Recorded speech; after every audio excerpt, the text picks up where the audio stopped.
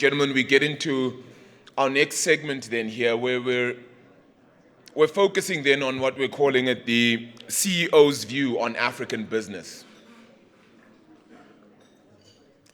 Now, of course, COVID-19 has affected things quite dramatically. The world is ready to embrace what is the post-pandemic era. Nevertheless, the last 2 years have inevitably changed the business environment in the region, forcing private enterprises as well and public institutions alike to develop new normal approaches, supposedly, that have to be read and even interpreted through an alternative lens. So what are the alternative parameters that we need to now get into? What are the elements that we now need to focus on in what is sincerely and most difficult part of a post-pandemic era? The contribution then of prominent CEOs is going to be very, very critical, and we're hopefully going to talk about everything from public-private partnerships to infrastructure, right through to digital infrastructure and all of those measures and how all of that plays a role in the growth of the continent and beyond, and how African businesses can also play a role in that, and so too international corporates as well. With that in mind, ladies and gentlemen, I'll kick things off by asking Mrs. Cheryl Buss, the CEO of ABSA International, to share some of her remarks to begin with. Thank you, Arabile. The agenda over these 2 days certainly brings together forward-thinking individuals from public and private sector alike, from territories which are global, regional, and indeed local from South Africa, and individuals who are committed to the economic and social development on the African continent in a sustainable manner. The world in Africa has certainly seen a seismic shift during the past 20 months due to the impact of the pandemic, and the financial integrity of our economies has certainly been shaken as we've grappled with the effects of the pandemic. And many of us have pivoted our strategies in the quest to move from survive to thrive and to look for opportunities to reinvent and rebuild. The national lockdowns that we've seen implemented in many and most of all the African countries certainly had a dramatic impact on their local economies. And the spread of COVID negatively, as we know, affected socio-economic growth in Africa, with the continent's gross domestic products contracting significantly in 2020. The priority now, however, is on focused economic growth and on recovery to ensure that we get the economies to grow exponentially. And I believe there really are significant opportunities for investment and growth across Africa. However, Africa does have to recover and rebuild. Recovery is going to be gradual, but it absolutely needs to be inclusive. The pandemic has exposed structural weaknesses across Africa, and now the opportunity should be taken to look at structural reform mechanisms to ensure that growth can be sustainable, it can be inclusive, and it can be exponential. I think through this period, the African states have surely realized the importance of developing independence, as they've not been able to rely on the global markets, perhaps as much as they had previously. The importance of regional independence and regional strength is really key. And we've seen coalition and alliances, which have really played a significant role in saving lives through the access to vaccinations, health programs, and the funding of those programs. And also that independence in rebuilding lives, communities, and economies. And I think by and large, Africa has certainly demonstrated sound crisis management and the ability to cooperate through the pandemic. So I believe that if structural reform is effective, positive transformative shifts can only contribute to the development of the African opportunity. I think you heard in the second session this morning, one of the key milestones achieved this year was the implementation of the Africa Continental Free Trade Agreement, which will certainly serve to bolster Africa's prosperity. The free trade area is really being touted as a golden highway to unlocking the continent's untapped economic power and to shaping a path to prosperity. Of course, there's still numerous hurdles to overcome, and we really should be under no illusion as to the size and undertaking in implementing a continental free trade area. But it does still hold economic promise. It has the real potential to stimulate Africa post-COVID. recovery and also assist in shaping growth for the future. That being said, any real impact that we're going to realize from the free trade agreement is going to be dependent on consistent infrastructure development. And this really remains one of the key challenges in unlocking untapped economic growth in Africa. As one of the world's fastest growing economic regions, there really is an acceptance that Africa has an enormous infrastructure deficit. And by all accounts, the annual required spend is well upwards of 100 million per annum over the next decade. This amounts to circa $1 trillion. And the challenge is not only to enable the spend, but it has to be met with public debt sitting at the highest levels that we've seen.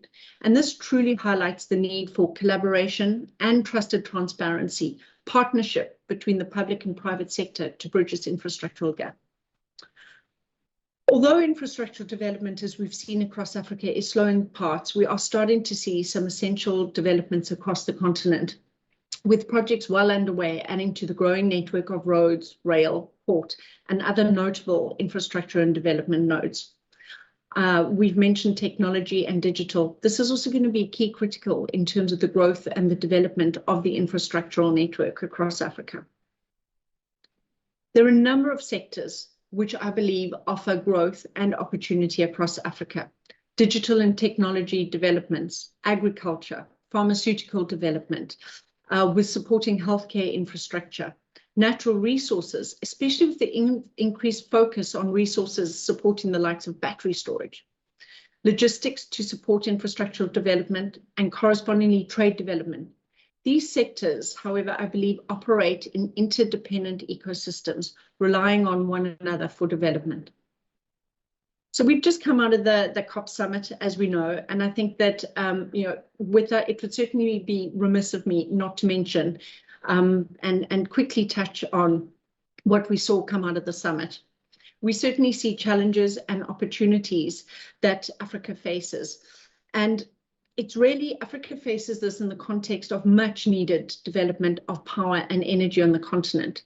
However, a balance is needed to be met between providing Africa with access to power, but in a manner that supports climate and environmental global and African goals, but also fundamentally importantly needs to support a just transition in a socially inclusive manner with positive consequences for growth and development.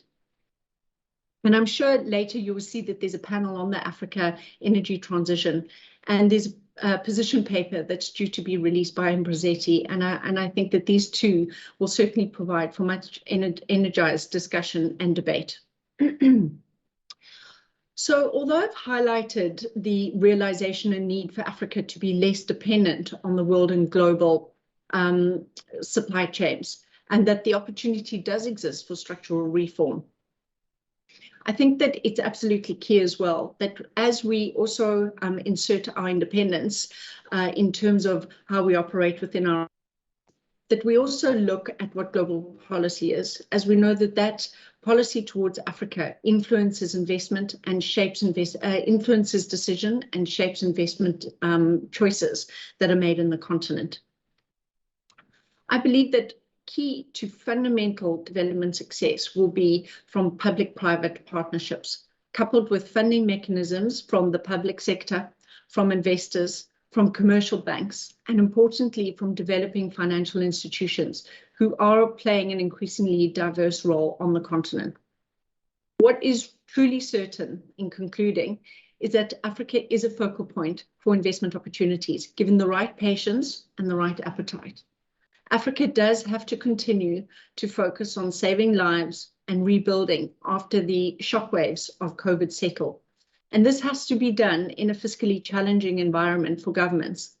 However, with structural reform, with necessary developments in infrastructure, enabling growth across a myriad of sectors with an interdependent ecosystem, the continent certainly does hold an untapped amount of opportunity through collaboration, partnership, and ensuring growth and prosperity for everyone.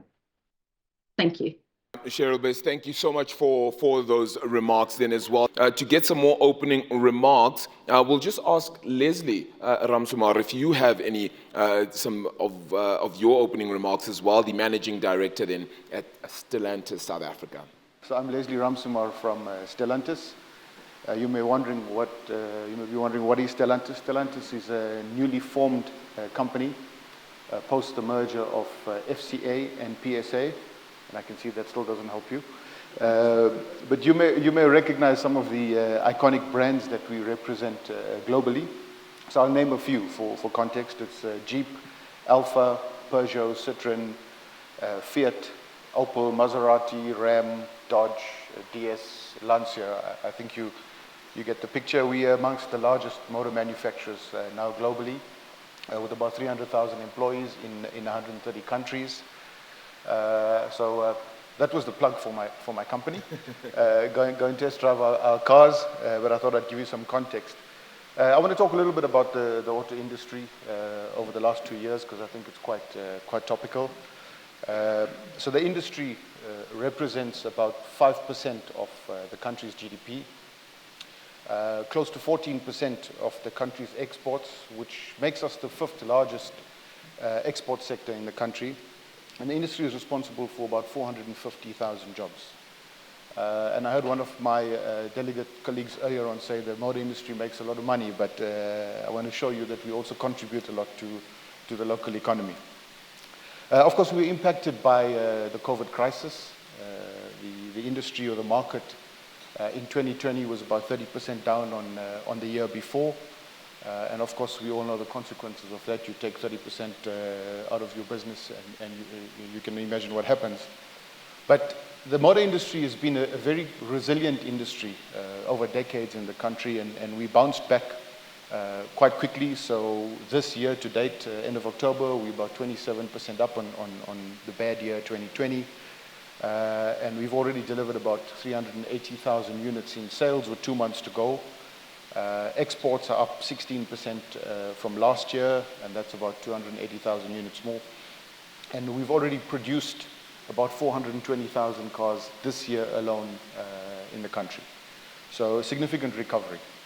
Some of the shifts we see, post-COVID, used car demand is at an all-time high, driven by the chip shortage, which you're all aware of. And, because obviously new car supply is constrained, customers are starting to demand low mileage, newer used cars. So we've seen some pricing shifts there. We also see a shift in purchasing patterns over the last 18 months. The entry hatch and the small medium hatch shown good growth. We also see small and medium SUVs growing in the market. But as an industry, we like I said, we're generally resilient and generally optimistic. So we've grown significantly this year post-COVID, and we see further growth for next year in South Africa. And I have some further thoughts, Arabile, on the African market, but I think maybe we'll park that for the panel discussion, and we'll take that up a bit later to save some time. Leslie, thank you so much for that then as well. I'm going to then head off to Guido Ghiascetti as well, the Executive Chairman and CEO of Real Estate Group, to perhaps give some opening thoughts and remarks before we head to our panel as well. Just would like to share a few words on what we do before actually introducing. Clearly, we are not Stellantis. We are a foreign investor in a satellite sector, which is the hospitality and real estate. We invested originally out in Botswana, and from Botswana we invested in South Africa. So this shows a little bit the integration between the different countries. We clearly have started investing in Botswana as a country that has excess capital and a very open economy, and has allowed us to contribute to the country by, in fact, helping them in diversifying their economy, both inside the economy through hospitality and different sectors, from construction to hospitality to farming, and then out from in the real estate sector through investing in South Africa. And we just concluded a few investments during the COVID period. We invested in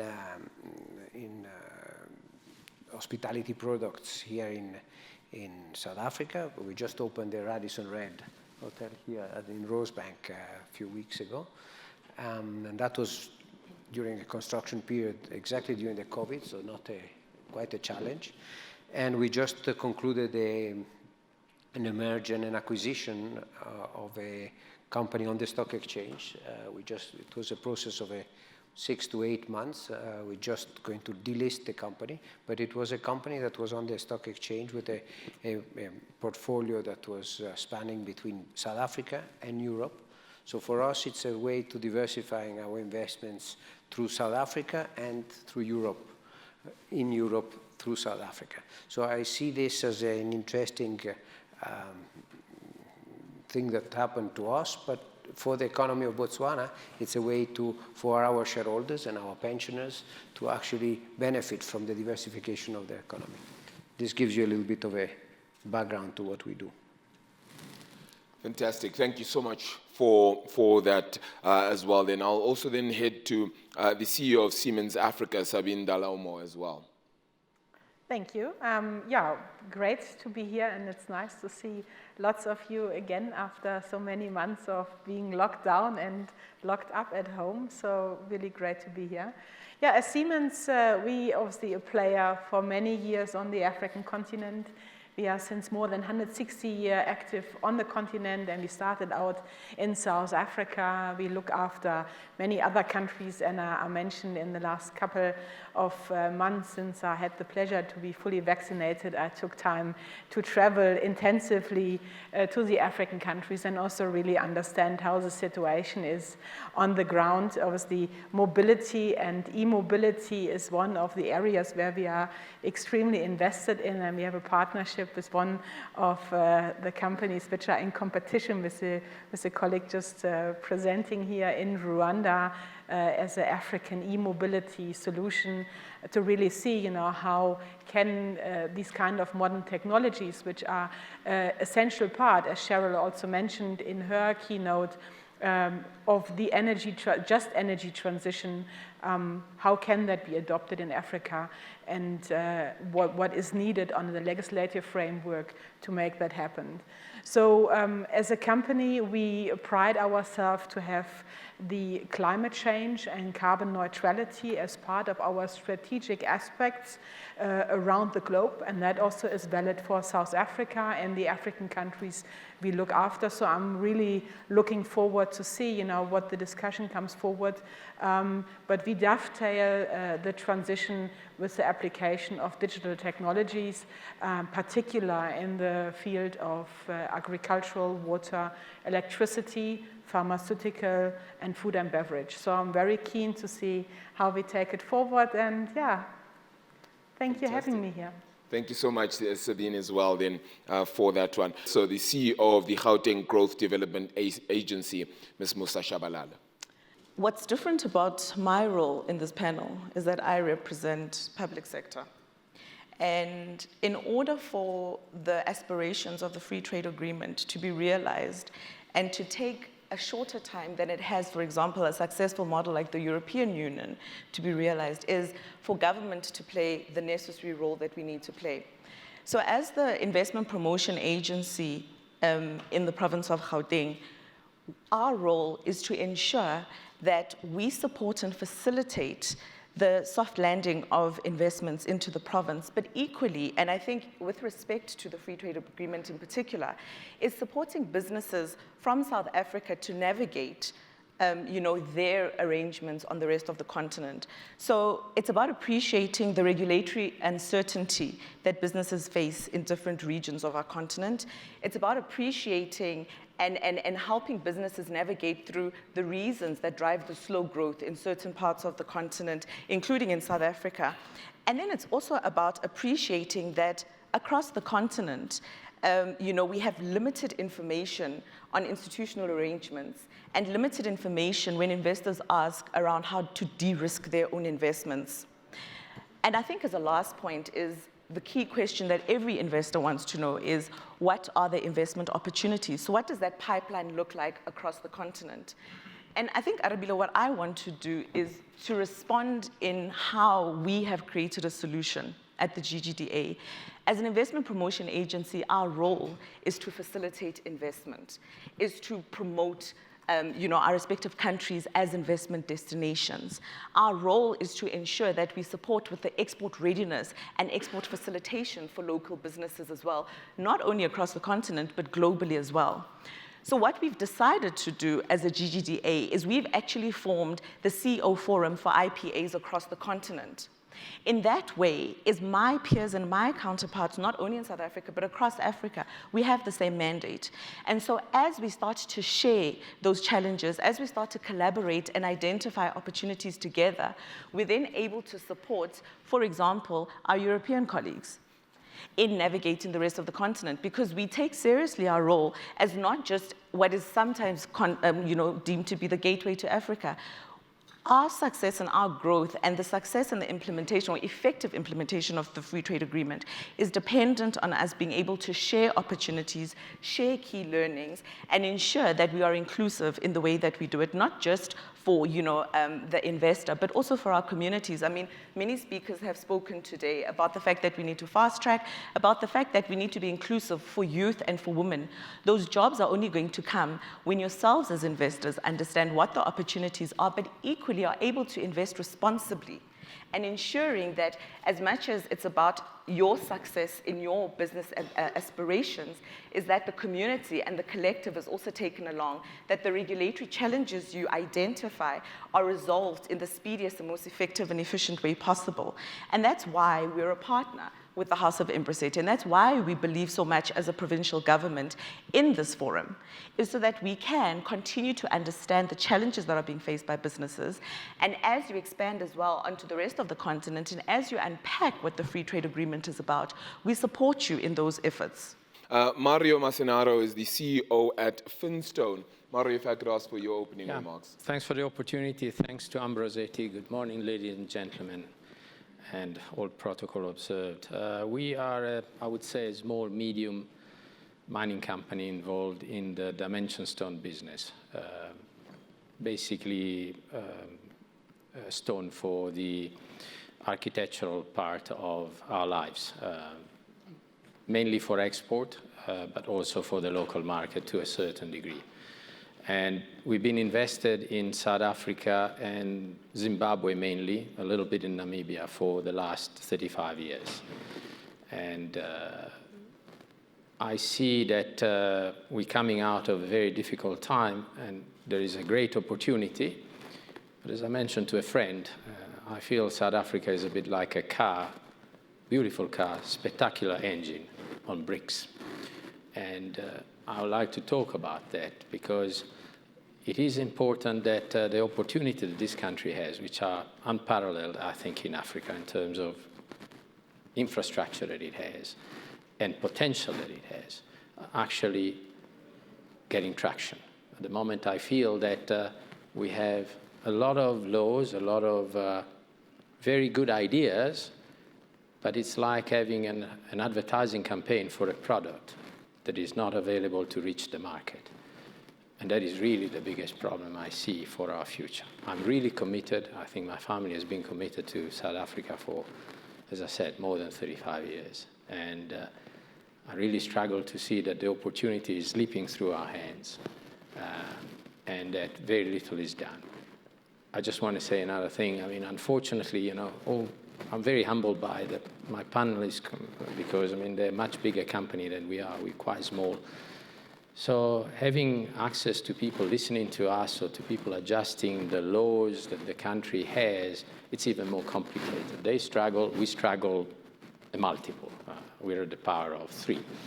And it really needs to start dividing between small, medium, and large company, as the DTI actually has deliberated, because most of the other departments don't do it. So the opportunity is there. It's massive, particularly coming out of COVID and with the commodity explosion that is having. To have a bottleneck like the South African ports, the South African railways, is actually excruciating, painful. You've got the orders, and you can't get it out. You get the orders, they sit there. So I'll wait for my turn to say more. Well, that certainly was part of it.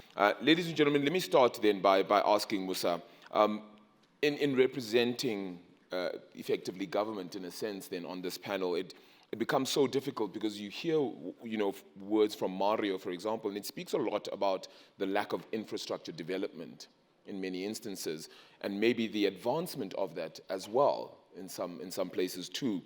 How do we know what the problem is and then actually fix it? Because the problem has just become implementation by the seams of it. Because the ideas, the thought processes, all of those are certainly there.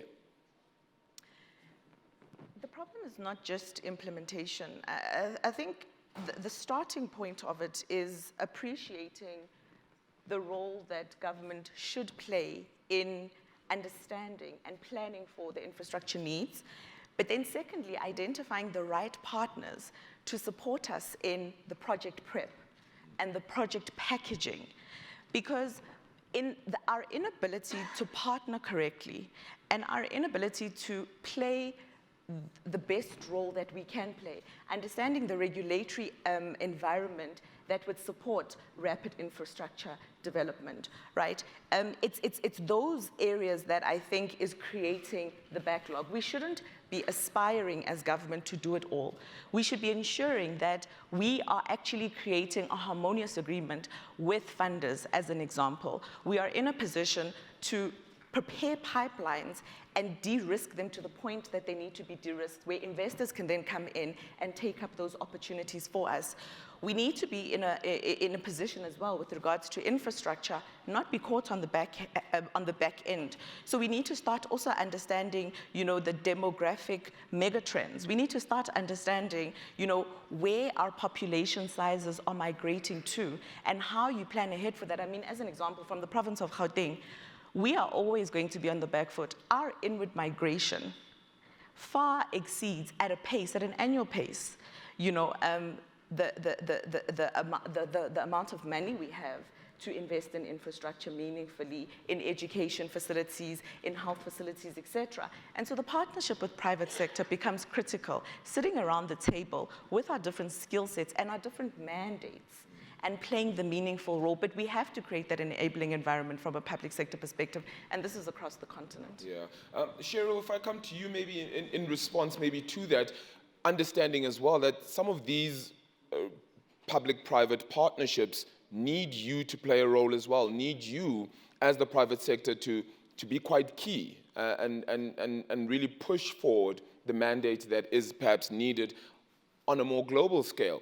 Do you feel that that is happening enough? Thanks, Arabile. And I think I highlighted when I spoke around, obviously, the gap that's there that Musa's also just recognized. But it's how do you ensure that the projects and the opportunity is commercialized? And I think a lot of that stretch is around the funding. We've highlighted that GDP, that countries' debt levels are in far excess of where they could be. So you almost reach a point where you're at a stalemate in terms of the infrastructure, the developments needed, but how do you pull the funding together?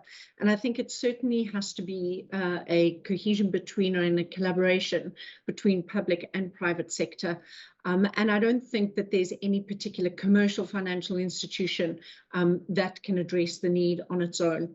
And so when you look at that partnership, it has to be amongst funders alike. So you're looking at institutional investors that want to play a role. You're looking at commercial banks. You're looking at development organizations. And I think if you can pull all of those together, of course, your off-taker is typically, has in the past typically been public sector. So it's about how you have a collaboration between all three such that you can look to de-risk the projects to some extent and ensure that the funding and the risks can be spread across all of the parties and certainly open up for the opportunities that are there.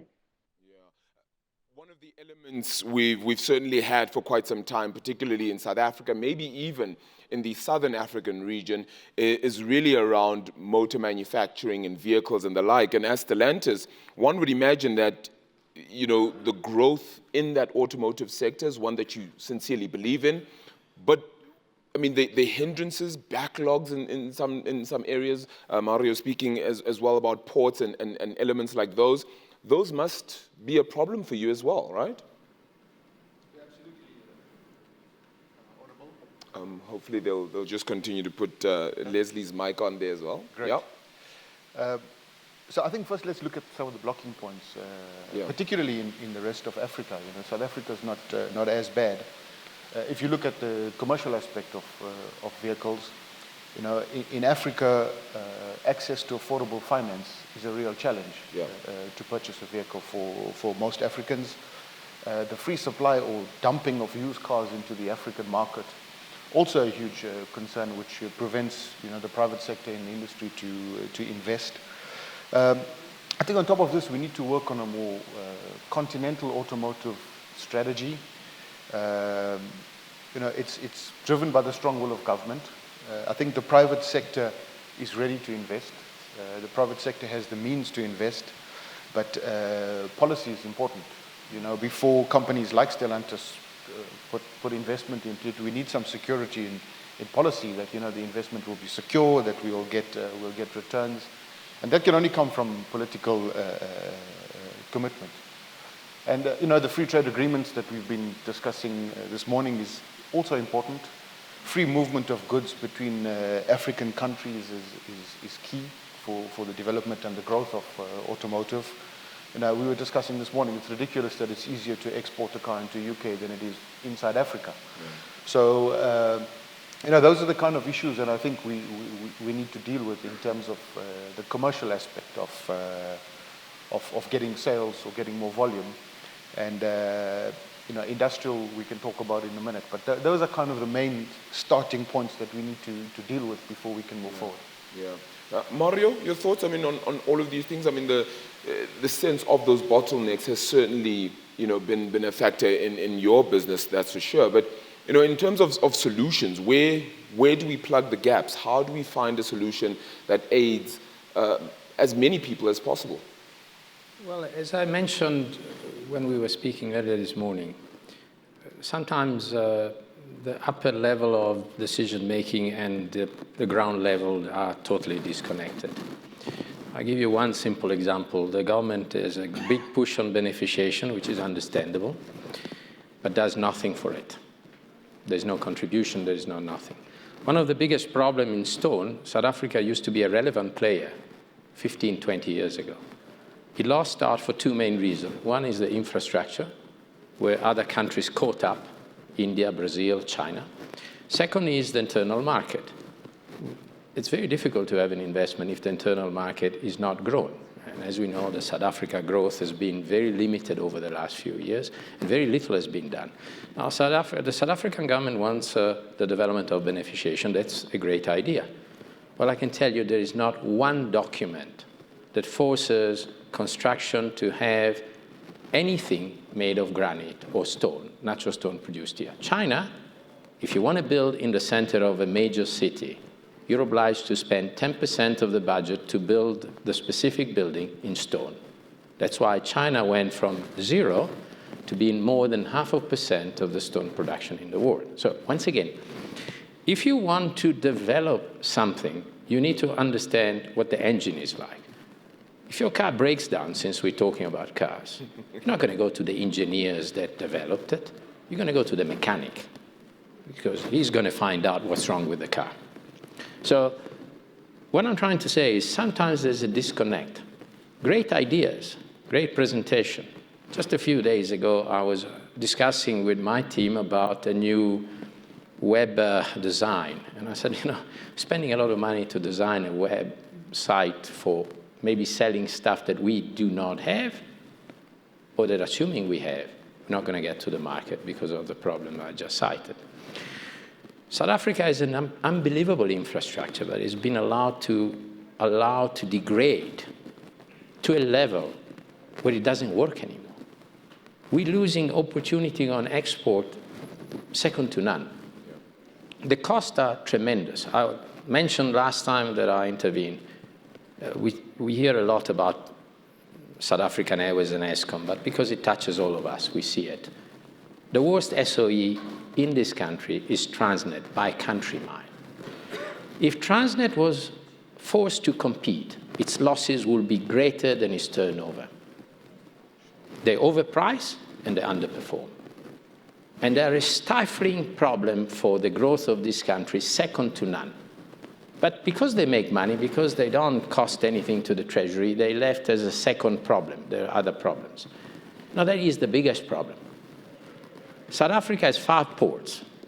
A World Bank survey landed the 5 ports in South Africa in the last 7 places out of 351. That should be enough to take everybody in Transnet and send them home. But that's not been done. So I could have a list second to none where there is an absolute disconnect from what the government wants, and possibly rightly so, and how it's implemented at the bottom level. Somebody just said earlier, the will to do it and the accountability to deliver on it. Well, both of them seems to be missing. Yeah. Guido, you have some thoughts? For all this negativity, I just would like to put it in perspective. Our investments here in the country now is for a portfolio of roughly 9 billion rand. So we believe in the economy. And whilst clearly we all expect, or we hope, that in the next 2 years we'll have a rebound after these very difficult 2 years. But I would like to commend certain actions that were taken immediately. As soon as the first lockdown taken, the Reserve Bank dropped the interest rate in an incredible way. That has, for example, in the real estate sector, has actually mitigated a lot of the difficulties, and we could give some help to those businesses and tenants that were not able to survive. And so that was an immediate reaction, and it came straight away within weeks of the lockdown. So I think that is to be commended. It's not something that we've seen in many other countries. Clearly now the trend is to start increasing those interest rates. I hope they will not too much, because clearly that the flip side is that if the interest rate goes higher, the cost of financing of investments will be higher. I would like to praise other things like the respect of the democratic values that we've seen here during the last elections. You know, these are things that we assume here that are absolutely normal, but on the African continent, it doesn't always happen that way. And I think this is fundamental. I guess for those that are in South Africa and have lived over the last 25 years, they sort of give it for something like for normal, but it is not normal in the continent, unfortunately. So these are some of the elements that I think are to be proud of. And I yeah. I just would like to answer. This is a beautiful car. At the very beginning, I said, this is a beautiful car. No, the problem is on bricks. So yes, there are extremely good underlying value in this country. And I said, possibly the best in the continent. But sometimes you don't get traction. So you have the best car, you have a terrible driver, or you have bad tires. And obviously, some of the sectors are differently affected. Indeed, I wouldn't be here if this place was not properly run. There are problems, however. The continent really needs bigger growth than what it has achieved over the last few years. That's what I was trying to say. My despair is not negativity, is a cry for help. My despair is that if we do not get traction, we're not going to deliver on what this government has been saying, which is a better life for all. So we need to get traction. So I'm just going to add a few sectors in which we've invested in the real estate side of this, because you can diversify in real estate, but you diversify through the use of the properties. For example, in biotechnologies, we're just creating a biotechnology hub in Cape Town. Biotechnologies in Cape Town has taken 20 years to really flourish, but now the biotechnology sector in Cape Town is flourishing. There's in fact some seed investors and startups that are investing all over Africa, and they are real successes. The same thing is with call centers. We've invested in call centers because the Cape Town area for call centers is among the best performing sector in the world. So there are these kind of sectors that I think are important to, I'm just, we're just giving a perspective of why we've decided to come and invest, because there are these sectors. I hope just that we will continue to have a respect of the rule of law. Yep. Again, this is one of the very important, the independence of the judiciary. That is a pillar for an investor. And the lifting of exchange control, that would be a wish, because then I think it will allow flows of capital. But I guess, and I will stop with that, is really getting to the point of summing a little bit what we've heard today, is that the accountability of the politically elected members of the society vis-à-vis a population and taxpayers. Because this is the only way the economy will be growing for everybody. Yeah. And I hope that we can see this in the future. Absolutely critical. Sabine, if I come to you then, on that same infrastructure field, and kind of the discussion still leads to the fact that you realize that all of this can be done, yes, but the investment in that infrastructure is still very critical, understanding what is needed where. And from your point of view, I mean, it's not just a technological element, right? I mean, there's so many aspects that need to be considered here. Well, you're absolutely right. I mean, look, what we obviously have seen in the last 18 or almost 18 months, 19 months since COVID is that we can do a lot of things with digital applications, yeah? And I don't think we have to go back what has been before. Technology moved on, and the great story for Africa and also for South Africa is that people have understood the African continent is part of a digital community. And because I can tell you, if it would not be for digital applications being available here in the country, I would not have done business in the last 18 months. And this is something I'm very proud of, because if you would have asked me the exact same questions 2 years ago, I would have told you, come back in 5 years and maybe Africa is ready. And what we have seen is, and that's all over the infrastructure, and I'll come to a few examples in a minute, but what we have seen is that Africa and South Africa has fast-tracked into the digital world and has connected with the outside world and be an equal player in many areas.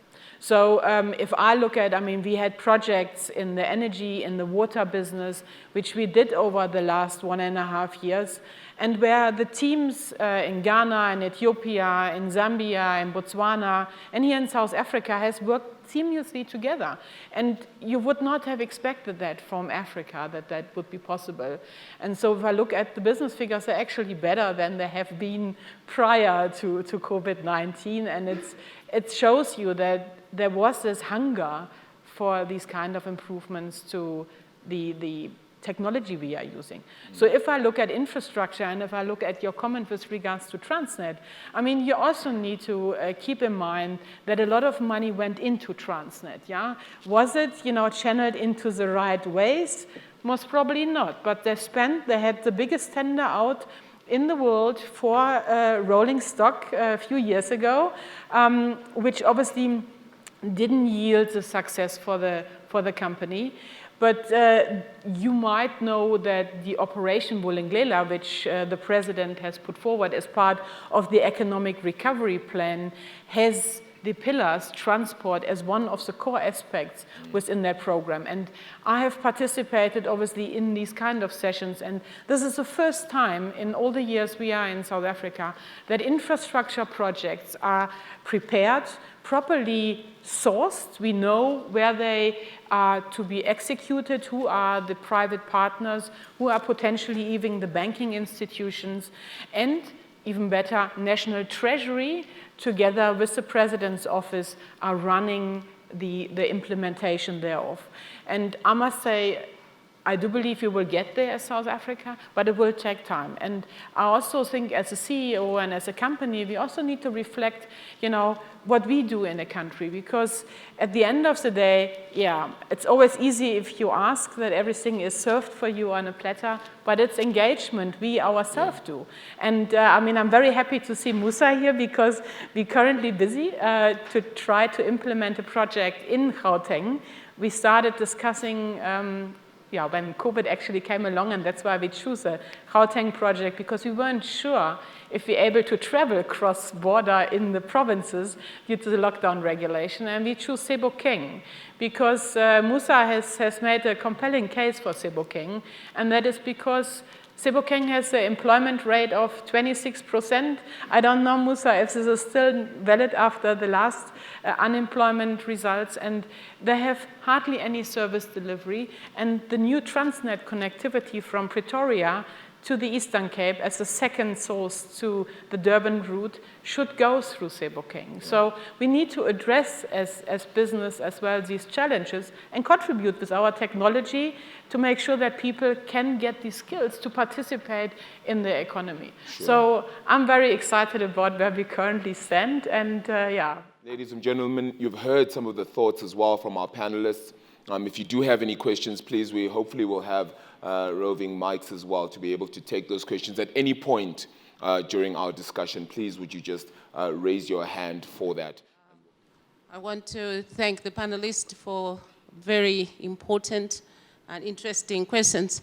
My comment and the question goes to Mario. As Zimbabwe, we are looking at beneficiation and value addition on granite. And also to point out that over the years, Zimbabwe has exported raw, big, massive blocks of granite to Europe. There has hardly been any beneficiation. But however, we are on a different trajectory. We want to change the way we do business, where we have a situation where it's a win-win, and we're creating jobs for the local people. So my question really is to say to Mario, do you have any suggestions, ideas on how best we can collaborate with you and others involved in the beneficiation to see how we can also invest responsibly? Thank you. Honourable Minister, thank you very much for your question. I arrived in Zimbabwe in 1985. Zimbabwe today has 2 processing companies, and they're both being set up by me. The first one was approved by Minister Chidzero as an investment in 1987, if I'm not mistaken. It's in Chitingwiza. And then I left that company and I built another one. I do believe in beneficiation tremendously. However, there are little problems that creep in. And as I mentioned earlier, I'm humbled by my panelists because they're all big business people and they've got clout. The stone business is small. And to a certain degree, the same struggle we have here, we have in Zimbabwe. It's difficult for us to get to be heard in what our problems are when it comes to developing the industry further. And I like to develop the industry further. There's plenty of opportunity to do so. However, we do not have the power to be listened to. And that is really what I said earlier. We need to break down where there are different departments. Siemens is a very powerful organization. For sure, you have the ability to get the right here because of the level of your investment. A beneficiation factory is small, it's complicated, needs a lot of imported equipment, imported expertise, but doesn't create. It's not a factory from Stellantis. It doesn't employ thousands of people. It might employ 20 or 30, of which, unfortunately, 20% will have to be expatriates because some of the equipment will need complicated technology to be run, particularly now. I mean, it's all going electronic. So we are committed. My family has been committed to Africa. That's possibly some of my frustration. And I struggle to get the traction we need. So I'll be very happy to engage with your ministry, that of mines, in order to find a solution that meets both of our requirements. I just want to tell you that in the past, we had export withheld because the government wanted to know what we were doing about beneficiation. And as I said, we have our own factory. So sometimes there's, as I said, a disconnect, which I hope you'll be able to assist us in fixing. Because I promise from my side, ample commitment to grow the business by a multiple. But the ground needs to be fertile, the water needs to be spread over the ground, otherwise nothing grows. And so I've got the seed, you've got the ground, but we need to find the elements to go with it so that the plant can grow. The question I want to ask the panel is, how committed are we to the development of the market? That's the first question. And then, of course, one missing link that I wanted to be addressed is the issue of skills. If we are to sustain our investment in the continent, if we are to be successful in the implementation of the free trade area, and actually accelerate intertrade, we cannot do it without skills. Sure. And this is not just about providing the skills, but also allowing the mobility of the skills. So somebody was talking about the challenges of doing trade with each other, but I think for me what I've missed throughout the whole morning was really how committed are we to develop the market. I mean, we're talking about collaboration, we're talking about bringing investment, we're talking about doing business with one another, but business without skills, it's not going to happen. Yeah. And I think the people of Africa expect the investors into the continent to embrace the challenges they have. And if we are to talk about the communities, they really expect that we are just not going to look after our business, but we're also going to look after them. Yeah.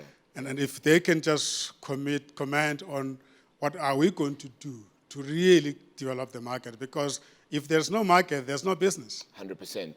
All right, ma'am, your question over on that side as well? Good afternoon, panelists. Thank you for this opportunity. My name is Nolwazi Mohale. I'm heading a program of entrepreneurship in Africa. So far this year, we have impacted more than 250 entrepreneurs that are coming from Southern Africa and the west of Africa.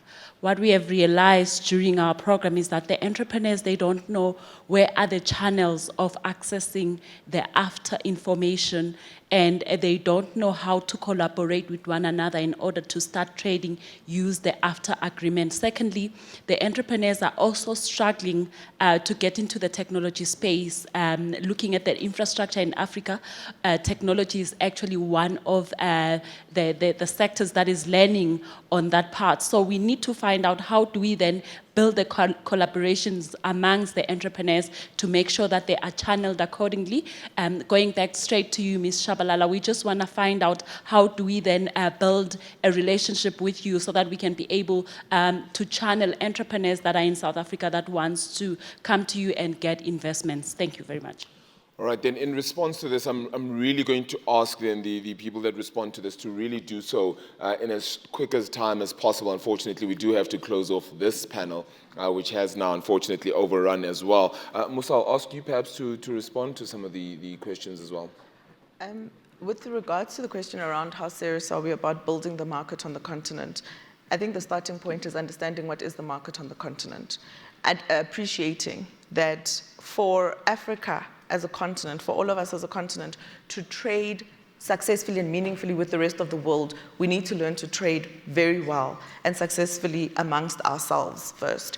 And so that's an appreciation. And last week we had the Inter-Africa Trade Fair, recognizing that as a continent collectively, we import over 70% of, finished good product. So it's being able to cross-trade amongst each other, sharing our own raw materials and manufacturing capabilities and building the market within, and then afterwards enabling ourselves to do the same outside of our continent as well.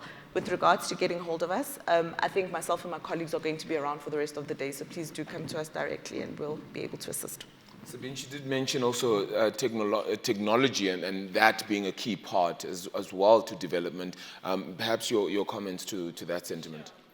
I mean, look, there are a few organizations which I would recommend also you get in touch with, like, for instance, African Women in Energy, because what we find is difficult also to find these entrepreneurs, and we can't do that all on a case-by-case basis. So you need to have some kind of vetting processes in between, that we have people which have also then the capabilities. And currently, specifically through also the Small and Medium Enterprise Ministry, which is feeding, for instance, in South Africa, now into the renewable program, where we're also seeking for entrepreneurs to join, specifically for remote assistance where wind farm and solar farms are put up. So it's a good angle to join in. Yeah. Just very finally, Cheryl, if I can come to you, public-private partnerships, those very key as well. Just your sense and sentiment around the growth of those on the continent as well. We're going to see them grow and develop. It's an absolute necessity in terms of touching all the sectors. And I think that when we look at public and private, I think that touching on the human capital is really important as well. So that skills transfer and that skills development. Africa Continental Free Trade Agreement also really needs to support and can only be a success with the development of SMEs and MMEs. So I think for me, it's about it's a collaboration across numerous sectors and numerous bodies that will lead to the success. Not one can operate in isolation. Yeah. Fantastic. Folks, look, it certainly has been a robust one. We've tried to get to as many of the solutions as possible. This conversation needs to lead to action, right? And that doesn't mean that it ends here. It means that we actually continue it from here. It means that the conversations that we've just had need to actually continue to be had and then pulled together to some form of coalition and partnership as well. So I thank you all as well, to my entire panel, for what is really, really an incredible panel discussion as well. So please, congratulations to them as well.